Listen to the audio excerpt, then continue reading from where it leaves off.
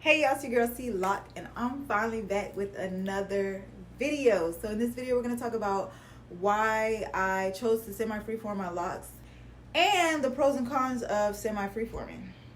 So before we get started on this video, today is October the 2nd. Yes, for October, this is my month. I love October. We in there, birthday month. Yes, loading. Also, my locks are almost 3 years. I got 2 more months until they are 3 years. I'm excited about that because babies have been growing. Like, my color is growing out. I'm not going to color it no more or bleach it.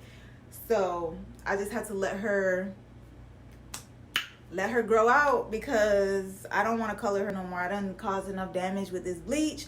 I literally have to moisturize my locks literally every single day, which is not a problem because I'm very good at being consistent with things. But sometimes it's just like every day though. Every day. So yeah.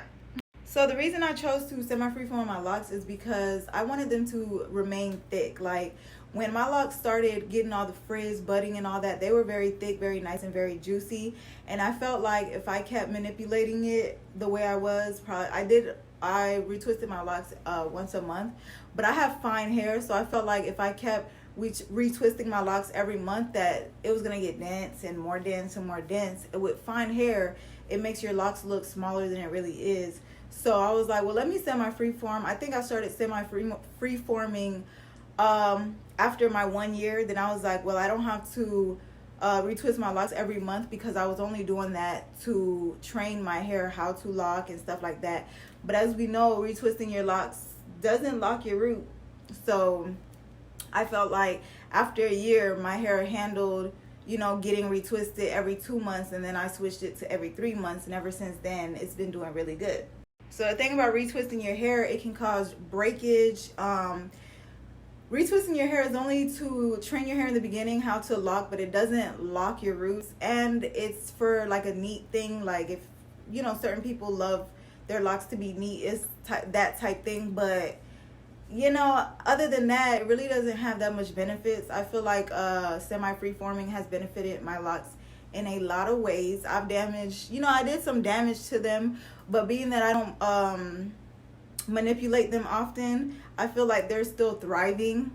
And the health of them isn't what it was when I first started my locks, of course, but they still healthy to an extent. So I feel like semi-freeforming really helped me with that because I'm not touching my hair like that, literally retwisting it every 3 months. So So I want to say the pros of semi-freeforming is you leave your hair alone, your hair flourishes, your roots get thicker, you're not causing breakage or too much manipulation when it comes to your locks. You could still style your locks. I got a little cute, semi-bang going on. You can still style your locks without them being retwisted. So that is the pro. The cons of semi-freeforming is that a lot of the loose hairs come out of the lock, and when you retwist it like around the lock. Even though my loose hairs doesn't stay with the retwist, like it doesn't stay after I take out my retwist, but at the end of the day, like it it's in a lock for the moment. So whenever you semi-freeform, if you have like soft textured hair, it comes out of the lock. Like, I have a lot of loose hairs that at this point I just let it do what it do, because I keep fighting with it. I keep wrapping it around my lock. It's too soft, especially the perimeter of my locks is too soft, so it's not gonna stay. I moisturize my locks every day, so that means the loose hairs slip out of me wrapping it around the lock. So that's like a con of it. Another con I would say is hair depression. So hair depression is when you want your hair done, but you can't get it done right quick because with locks, they're very strong, but you also have to take care of them and not manipulate them all the time because breakage happens and stuff like that.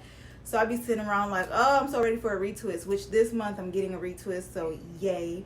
But you just sit around and you're just like, oh my gosh, like I really want to retwist. I want to see, my scalp, or I want to feel my scalp, which I can feel my scalp, but So hair depression is definitely real. So I would say that's a con. But other than that, like, semi-freeforming is great. Like, I love semi-freeforming. Not everybody's locks can handle semi-freeforming. If you have too much loose hairs coming out of your locks, then that is not good. Not good also, because then the foundation of your locks start to weaken, and no bueno, because that also causes break. So I wouldn't recommend semi-freeforming for all hair types, but if you know that you're going to incorporate the loose hairs back into the lock and you're gonna maintenance that and keep up with that, then I would definitely say semi-freeform is like one of the great ways of thickening up your locks, bringing them back to health if they're not. Less manipulation, you still get cute styles. You know, you could slick back your hair if you need to. Baby hairs be sleeky, sleeky. And yeah, I really love semi-freeforming. I wish I could go longer, but the loose hairs get a little too wild after 3 months. So I just bring it to 3 months. Some people can go 4, 5, 6 months. The longest I think I can go is 3. So yeah, thank you guys so much for watching this video. I hope it was informative to somebody out there, and I will see you in my next video.